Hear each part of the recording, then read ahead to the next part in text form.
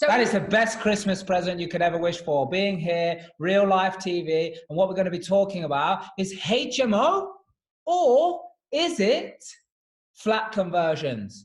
Which one is it? I need you to write that in here, Trisha, in nice capitals and stuff.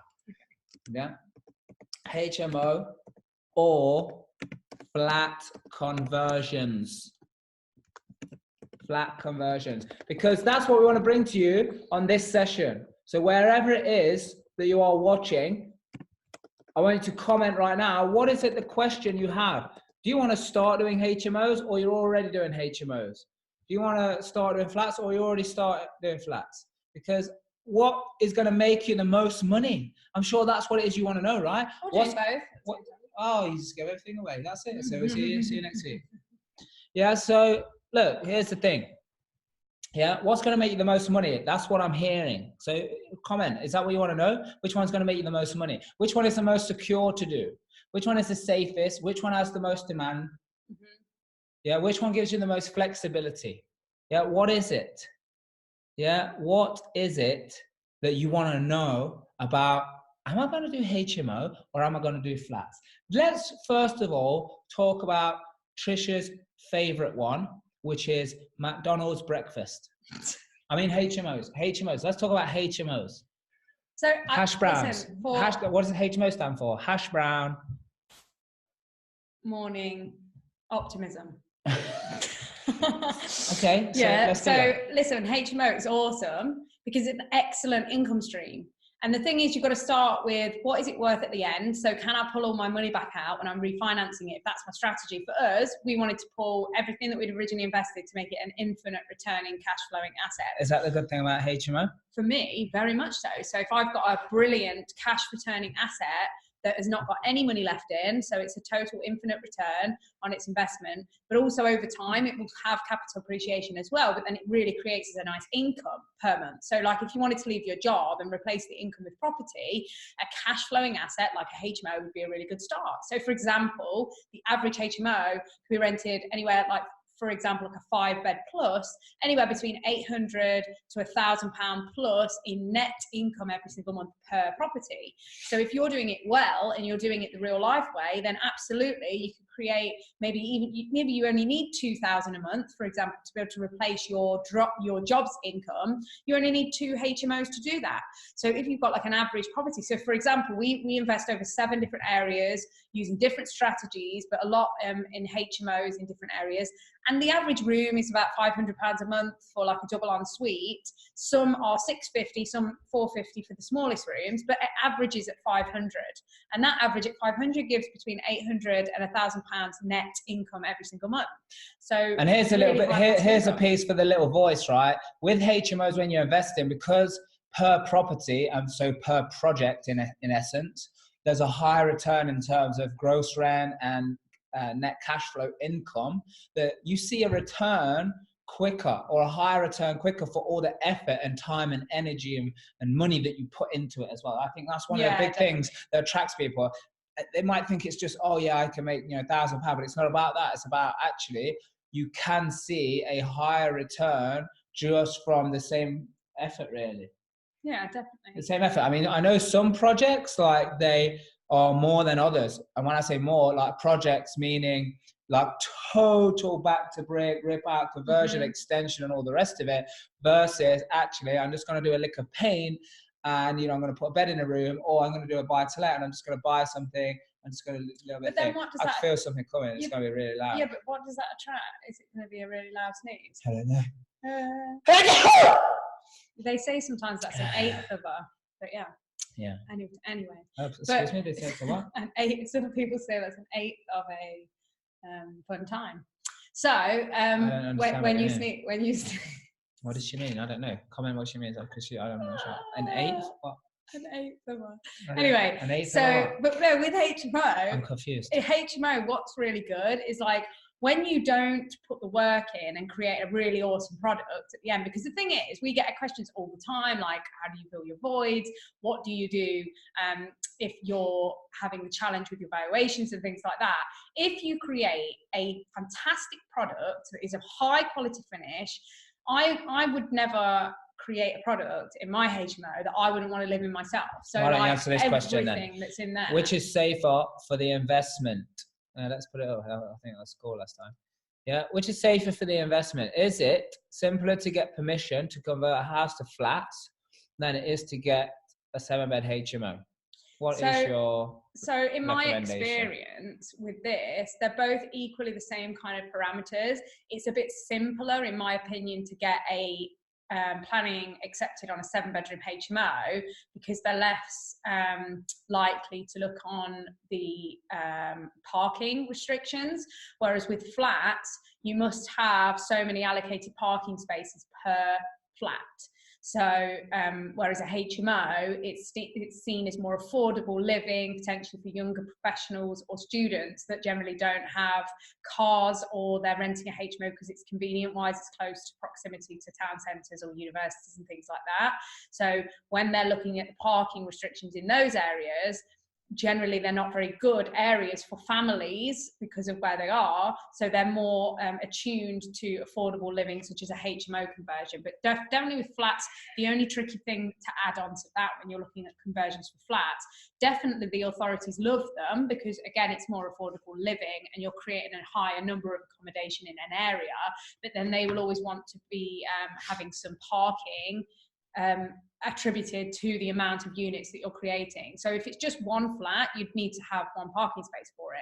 It changes per area depending on what that planning officer wants. So always get a planning agent to work with you on any planning application, either for HMO or for flat conversions. But equally, on the other hand, Tim, so for that question, in non-Article 4 areas, you can create a 6-bedroom HMO under permitted development. So just always check out that area if you can. And then it's only if you're going to a 7-bedroom straight away, then you would require planning permission because you're only allowed up to 6 persons through your permitted development rights. Then you go to 7, you need a special use class, which is a larger HMO called sui generis use class. And that can be for over 6 occupants. So it's whatever you've created. So if it's 7-bedroom, but you might want it for 14 people, maybe those 7 bedrooms are large enough to have couples in each bedroom. So then you would need 7-bedroom sui generis, 14 persons. And then you would also have to comply with the HMO licensing requirements to have an adequate amenity space for those people as well. But then what is a flat conversion? Are you going to move on to that already? No, but HMO, hey, no, but listen, because this is kind of in between. Okay, good. Right? But look at this. So look, does HMO have to be close to a town or a town centre? Yeah. So look, the reason I want to bring that up now because it's the same as Tim's question was saying, which is safer? Mm-hmm. Is it safer to go convert a house to flats, or is it safer to go get a 7-bed HMO conversion or planning permission to do that? Now look, safety on all the real life strategies are built in. So the whole kind of thing, HMO or flat conversion, keep watching and you're going to learn the real kind of trick, or that it's a kind of a trick question. But like, there's a product for everybody. There must be. Yeah, like everybody's going to fit into somewhere. Bracket. Yeah. But here's the thing. I've seen an amazing, looks like a castle to me. I mean, it's called a lodge, but I picture a lodge as one of those listen, you'll find out. Yeah, a lodge is like a cabin type thing, but this thing looks like a castle. Yeah, and I've seen inside of it. Oh, yeah. And when driving by, I was like, oh wow, what a great project that is to convert it into flats. I could tell it was flats, and you know how I could tell it's from flats? Because I'm very experienced. And when I drove by, you have the buzzers for each room. It said flat 1, flat 2, so I knew it was flats because when you have as much experience as me in the property industry, then you get to know these things very quickly. Yeah, but anyway, I since found out that actually in there is a 5-bed flat. It's like a part. Did you know that? Yeah, just one section. Yeah, just one piece of it is 5 bedroom. And it's like a palace. It's like 600 grand. Yeah, it's amazing. Yeah, 600 grand to be a part of this, down a private driveway and all of that stuff. So look, even the flat conversion, don't think too small. People think too small about HMOs and they think, oh, I'm just going to go on the bare minimum room requirements to be able to shove someone in there and call it a room because I put a lock on the door of the bed and a smoke alarm. Yeah, look, I'm telling you that there's a market for everyone. So where you want to position yourself in the market. So does it need to be a town center? I mean, it is in terms of like the high demand, but we have a HMO in a village. Yeah, in a really quiet. The thing is, In with a having, quiet it's village. just not. It doesn't have to be close. I say up to 3 miles from a town centre is perfect for professional HMO. So yeah, but when you when you're churning numbers out, like we are, a lot of people in the real life try bar, but that again, it's like, what's the product? Yeah, what is the product? Who's the market? The typical, what everybody assumes or think they know is a HMO product is typically in the town centre. And don't get me wrong, I'm not saying don't go there or you don't need to be there, because that's where most of ours are. They're in, close to town centres. But again, people think that flats are probably just for people who like more residential investing and or lower income. It's not necessarily, because like I said, I've seen a flat for 600k. But flats, like, the thing is, like, HMO is more of a, it's definitely more obviously long term than like service accommodation, but it is more of a short term interim strategy. Like, for example, we have some people that will just stay 6 months and then they leave, but we do have some more longer term tenants. But I also think that depends on the product. But they stay like a couple of years while they're saving up to buy. What are you talking about, HMO? Yeah.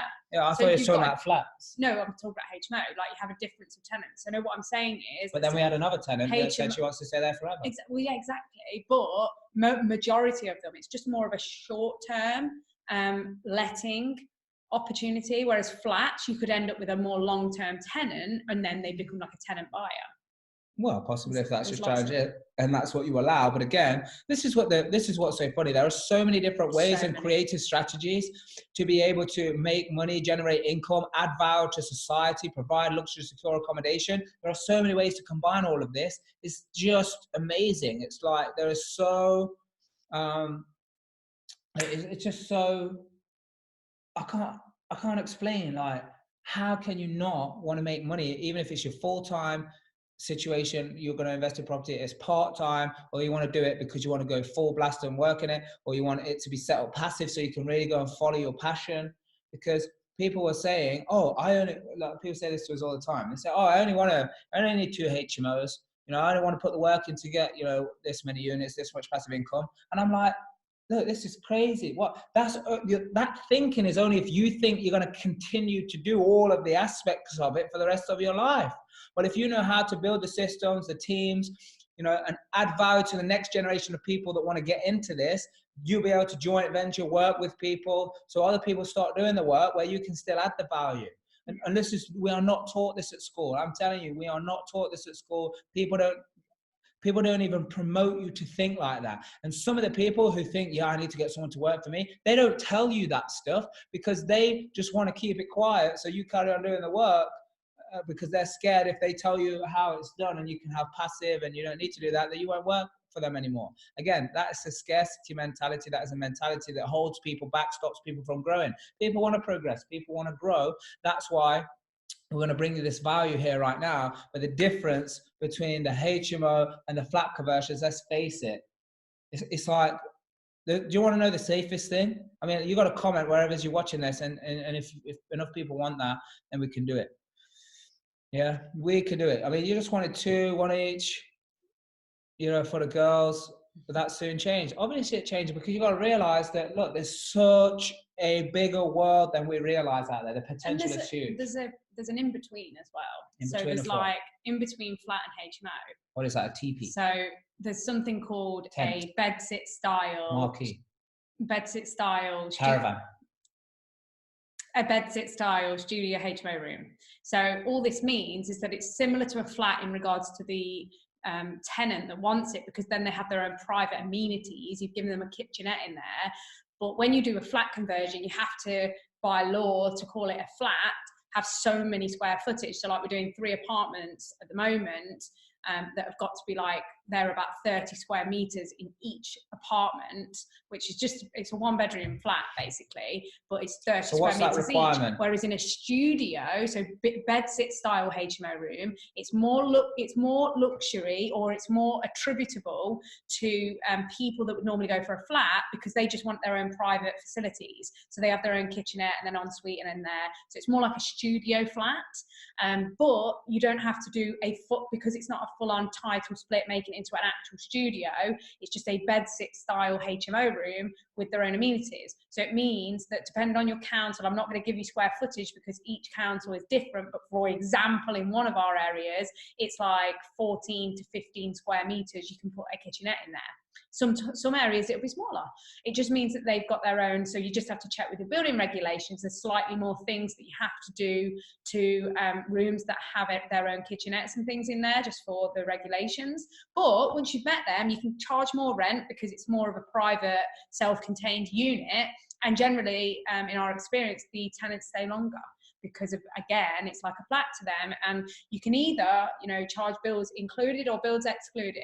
I think my thought process on like flats, I like flats if I can do multi-flats in like a 1 unit. So if you've got one dwelling that you can, instead of making maybe like 20 HMO rooms, you could do like 15 studio flats in, then I'm going to then charge them without their bills included. So my cash flow is higher. So it's still like a HMO because it's like multi-units, but I'm able to charge them without bills included, and it's like a city centre location, so it's perfect, ideal, different type of tenant for a lot of them probably, but the cash flow far superior.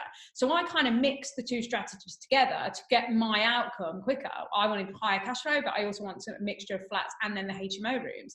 We have got parking with that, which is another indication of why we were looking to do the flats style instead of just lots of HMO rooms. But again, if we wanted to, because we're going to split the services for them so that we're future proofing, for then if we've got a tenant that's been there like 2, 3, 4, 5 years, they then turn around and say, look, I want to buy this. Is it okay? If we've already split the services and everything, we can look to split the title and then sell it to the tenant. So there's lots of opportunity, loads of opportunity. Yes, I would agree with every single thing you said there. Well, thank you very much. It's not often that happens. Yes, it is. Stop it now. So look, wherever it is that you're watching this, just if you're watching live, put #live right now. If you're watching this on the replay, put #replay. Ask your questions now if you're watching it live. But if you're not watching live, still ask the questions, because me, Trisha, and the team, we still go through this. If there's great questions that are asked and it's on the replay, we will then either put content together, short videos, we'll do a whole subject on it, or whatever it is that you guys want. So do still ask your questions whenever, wherever it is that you are watching this. Yeah, so somebody was just saying that was one of their questions. What's the standard size of a studio square footage? So check with your local council. So for example, if it's a bed sit HMO room with the kitchenette in, then you just look on their amenities for their HMO requirements, the amenity guide, and it will say bedroom that includes kitchen facilities, this square meters, and bedroom with ensuite, or just bedroom, double bedroom or single bedroom. It will tell you what square footage they're supposed to be as well.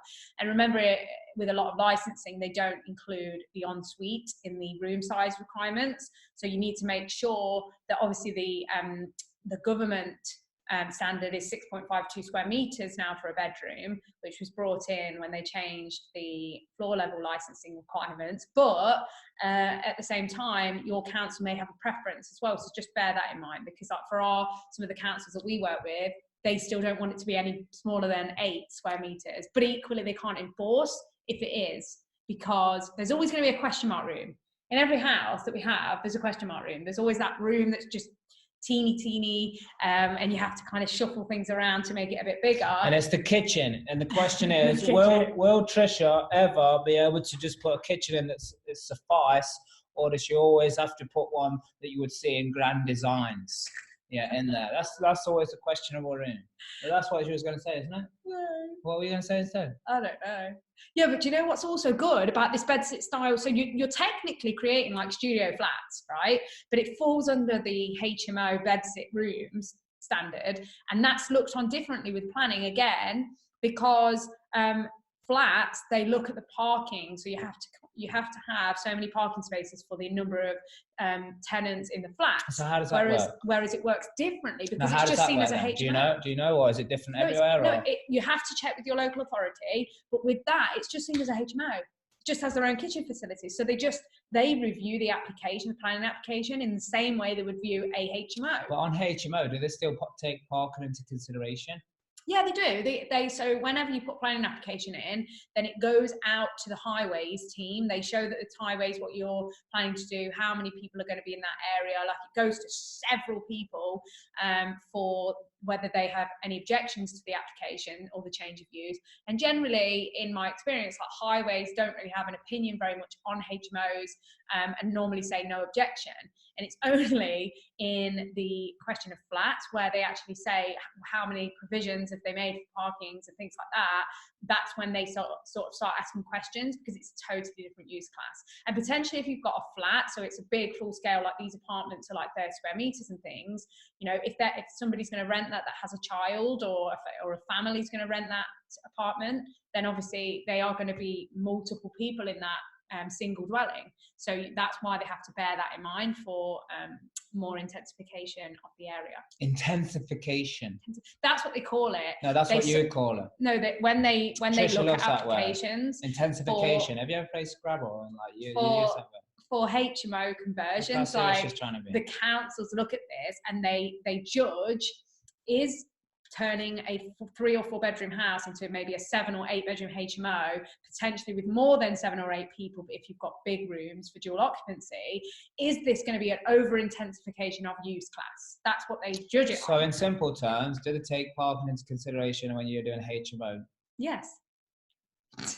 But with flats, you must provide some adequate parking facility, whereas HMO is not necessary. So what do you mean you must provide adequate? What does that mean? So when you're doing a flat conversion, they require a certain amount of, and that's why you have to check with your planning agent and planning officers of the council, that there are a certain percentage of parking places that you must have per flat or per person in that dwelling. So if you've got multiple flats, then you must have so many for the amount of flats that you have. Whereas HMOs, you know, we've only got 1 or 2 properties that actually have any parking. The rest of them don't have any parking at all. It's like on street or permit parking.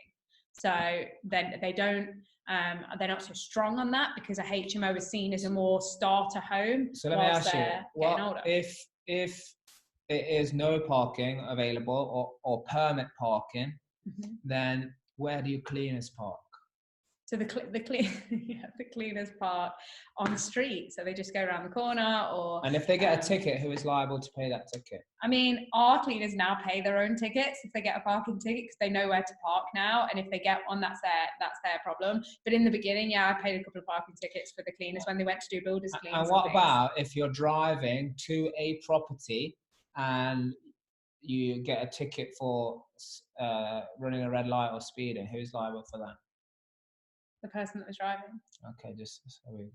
Listen, so on another case, what you have to think about is if you're going to put an application in and there's no parking, if there's no parking provision, if it's a HMO, for example, then you also include in the application, but like somebody's just said on there, that's exactly what we do. We put bike storage into the garden area, so that you're improving and adding value by encouraging environmentally friendly travel. Because of where they're generally located, HMO rooms, they're very close to like train stations and town centres and hospitals and things like that. So whatever your tenant likely is to be, then you're obviously encouraging them to use environmentally sound travel, like a bicycle, to go to work and things like that on. So as long as you've provided the adequate storage facilities for that, then the councils again are very happy. But you've got to put that on the application as well. So we like to show where the bike storage is going. And here's the thing, what it is, I'm going to give you a secret here, yeah? The secret that either if you know about, you don't use, or most people don't know about, and that is you've got to know how to ask questions. Because we're trained not to ask questions when we're children. Yeah, because children, you ask questions and eventually the parents just say, hey, stop asking me questions, don't ask me or I'm going to punish you. Yeah, and everyone else says the same, eventually.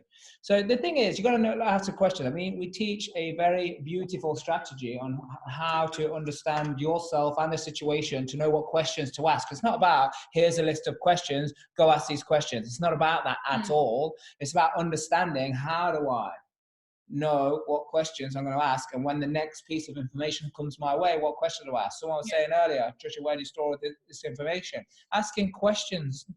I mean, all the information you come across in your whole life is stored somewhere, but if you can learn it in a very experiential way, that is when you truly know something, because it's the way you live your life. So that's why when you're putting yourself out and you're going to go to flats, you're going to go to HMOs, whatever it might be, whatever strategy it is, look, once you've experienced it, it's something you now know. That's why asking questions is a very important part of any strategy. So any session, especially people in the real life tribe, they realize, look, when you come to a group mentoring session, when you come to the weekly mastermind that we have, you've got to have questions. And they'll know any trainings we do, we're always allowing time for questions, to close loops, to get people to experience the thing. Isn't that true? Yeah. I mean, I know people just want information right now, and that's great. And if you go and subscribe to the YouTube channel, Real Life TV, you see us, wherever, on Facebook, get into Property Investors with Real Life group. By the way, if you're watching this now or it's a replay, tag some people to get people in here.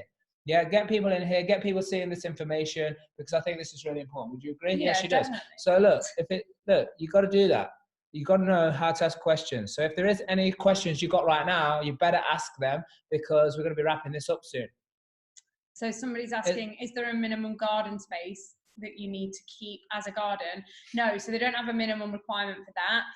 With HMOs, obviously you just want to make it as maintenance free as possible, because it's very unlikely that your tenants are going to want to be out there cutting the grass for you, unless you've got someone that's particularly green fingered and enjoys it.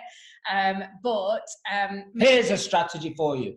Yeah, so if there is somebody that is in the house that would want to agree, I would suggest would agree to do it. I would also suggest paying them something in some way, shape, or form. Or give them a bit lower rent. No, I didn't say to do that. Yeah, but you can pay them. Yeah, because what the situation is, you're gonna have to pay someone to do it anyway. Exactly. Yeah, so why not have it someone who's there, who's probably just gonna want to do it and think, yeah, game on. I'm gonna do that, and probably would do it for less than what the other guy would do it for anyway.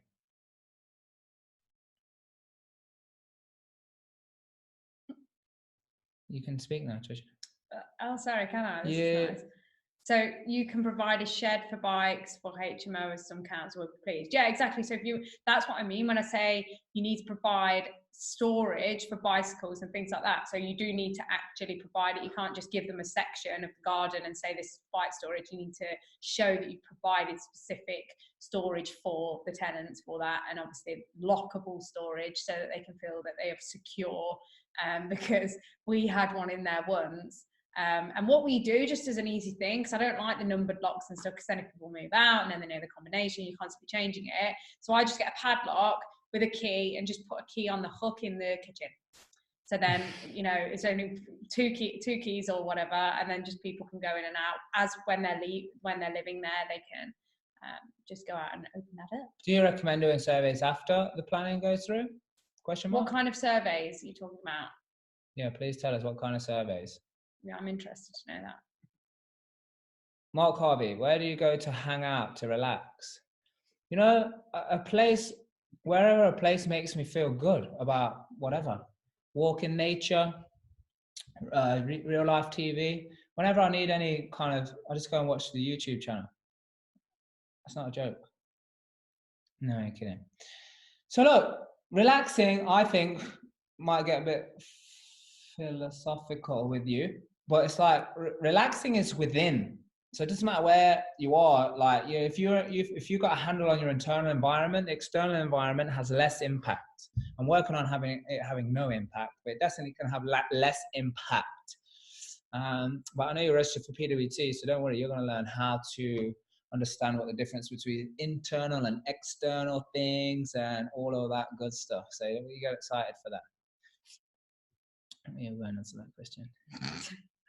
How many HMOs you personally have over, and how long? Can you even count? The first one, we started investing, or started the journey working the numbers out in 2017, January 2017.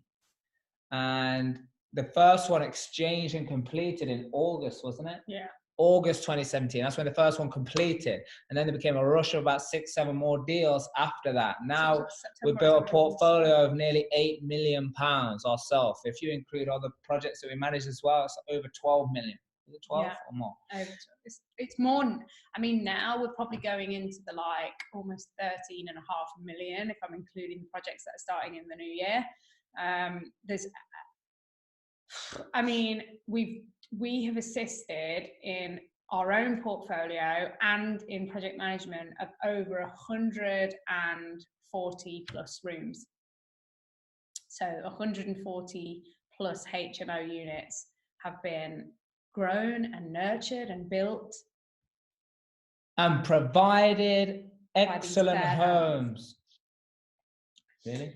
And then we've had like ones that we've sold. By this mind. We've had sold, and we do flips and new builds. So multiple strategies in multiple areas, because the thing is you also need to like leverage different areas, because you don't want all your eggs in one basket. This is the way of just looking after your portfolio. Like Mark was talking about earlier, with having like 1 or 2 deals to start with, that's great. But also the more deals you have, the more kind of secure you are financially, because if 1 or 2 of those units go down for whatever reason and you're not getting any income, then the other ones will take care of that.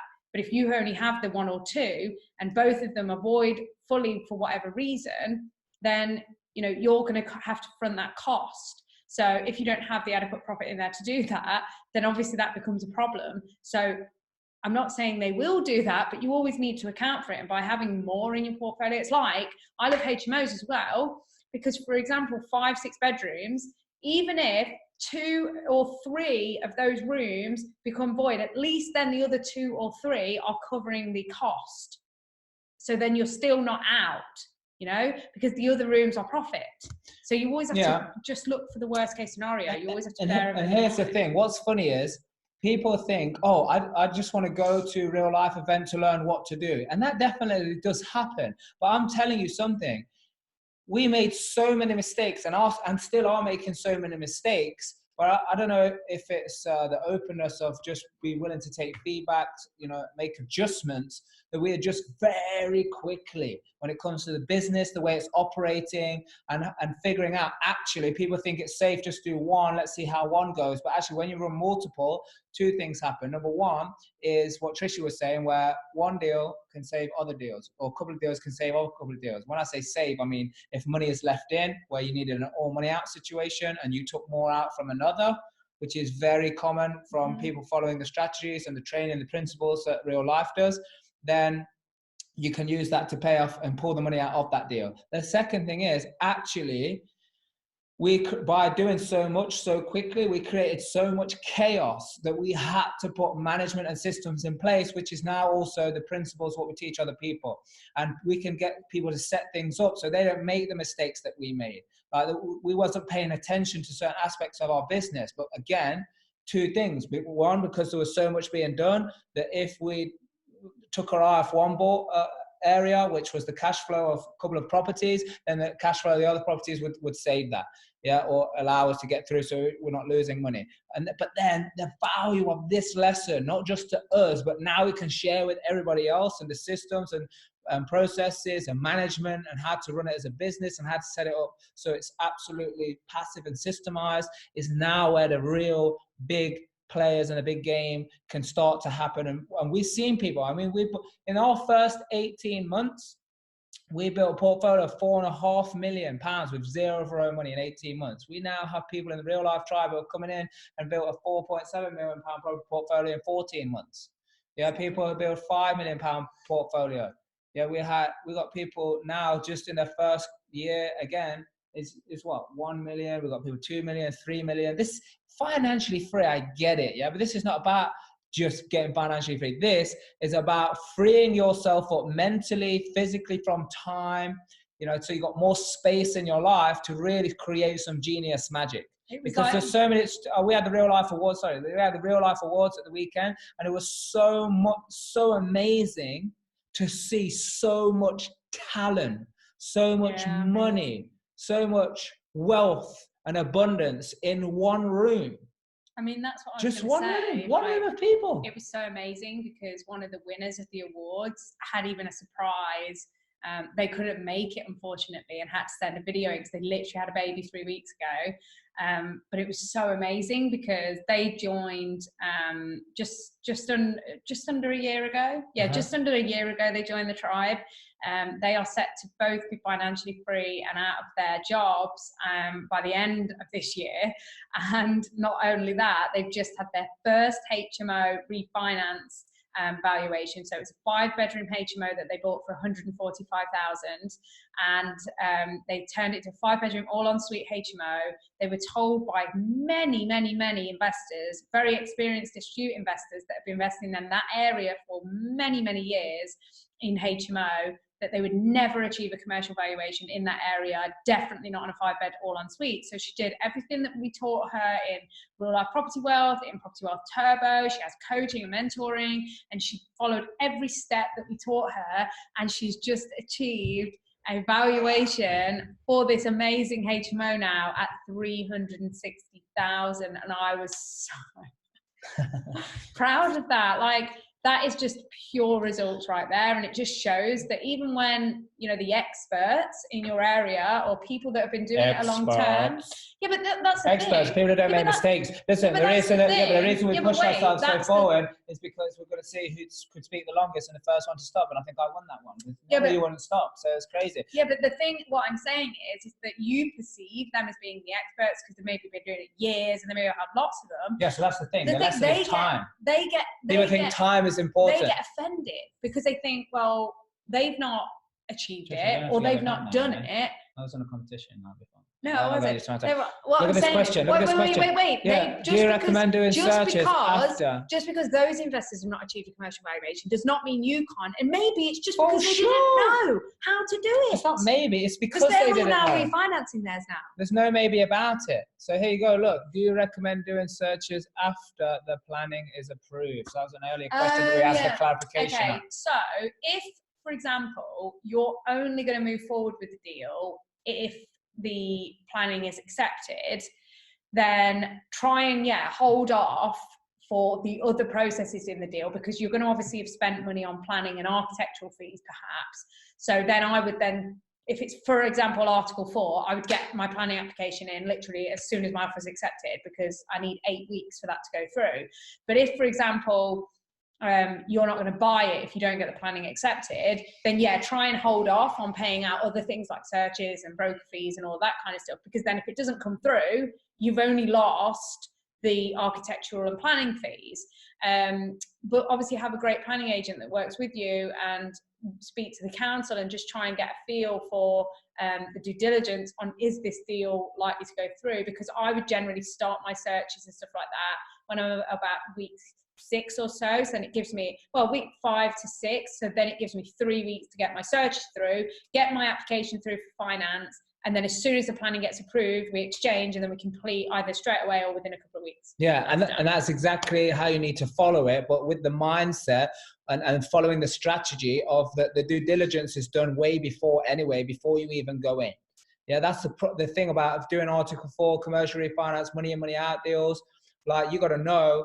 And just because, again, you can't be certain anyway. Yeah, you can't be 100% certain. But like, when you have a high probability of how it's going to work, that's great. And what it is, if you can have 4 or 5 ones all lined up, law of probability again is going to give you more success than not in terms of the money that is done on the refinance and things like that. So then if you have one that doesn't quite pull it off, you've always got one to save it. And the words I'm speaking right now, I get it. Some people are not going to understand it. Some people think it's very controversial. But listen, I want to teach you in a very experiential way, step by step, so you can actually learn from your own experience in a controlled environment where mistakes that are made will allow you to learn more in a short period of time than you would in years. I mean, we have people come to our program, they say, I learned more in 15 minutes than I did in the last 15 years in business.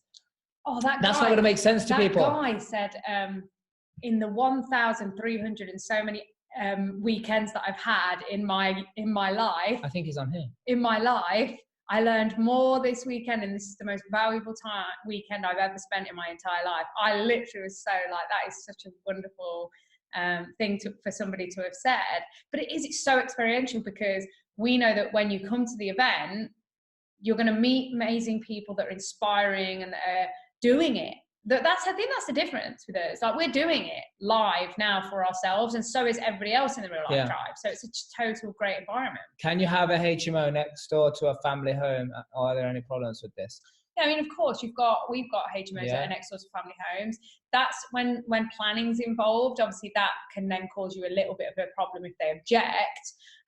But a lot of HMOs can get objections from neighbours, and nothing's bad about it. I would always go speak to the neighbours, especially if they've got young children, because we've got stuff like that, and just make sure that you are thoroughly vetting your tenants. A mistake we made big time. A mistake we made big time is not always going to check out the neighbors, the people. What's the situation?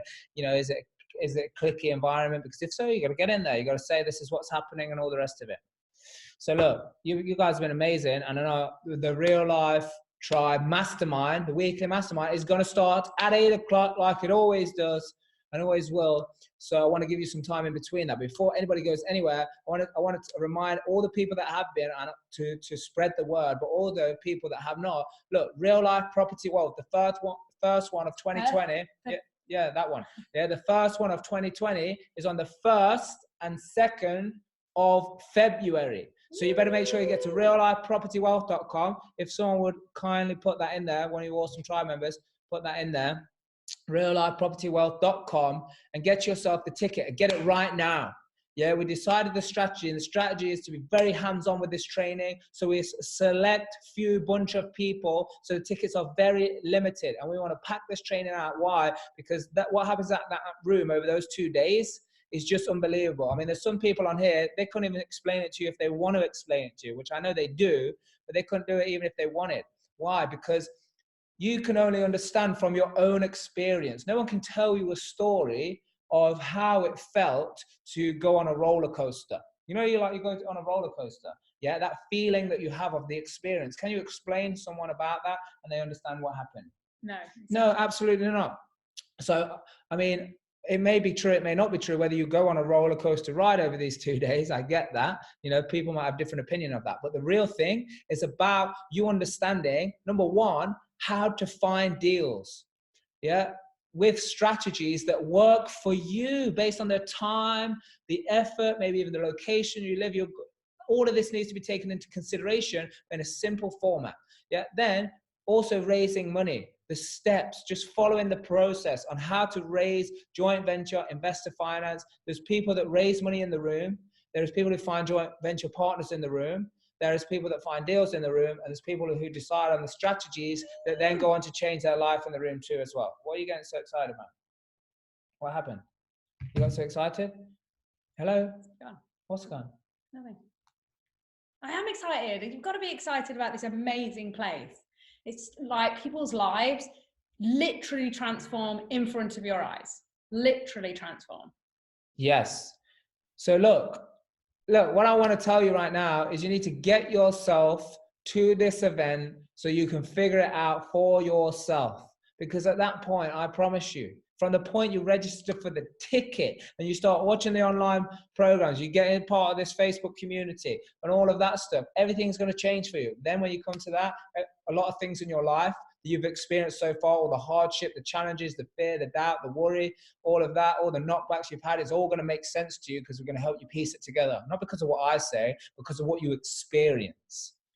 So I hope you understand that, and I want to see you there as soon as possible, which is going to be the 1st and 2nd. So that's you've got it. Yeah, so you can as soon as possible. You can bring people with you, absolutely, but yeah, they just need to register their details because we need to know who is in the event. Each person has to have their own ticket, so definitely bring people. Pavlina, just obviously get their details registered. You know how to do that. Send them the link or help them out and get them filled out. You know what to do. So in the mastermind tonight, if you're part of the Real Life Tribe, in the mastermind, just ask about the Tribe Leader Program. That is how you can do that. So look, guys, been a pleasure, absolute pleasure. And we will see you again the next Monday night live will be the one that's live will be the first Monday in January, which I think is the 6th, I love say you all. Merry, Thank you for Merry your amazing Christmas. support. Merry Christmas. Happy New Year.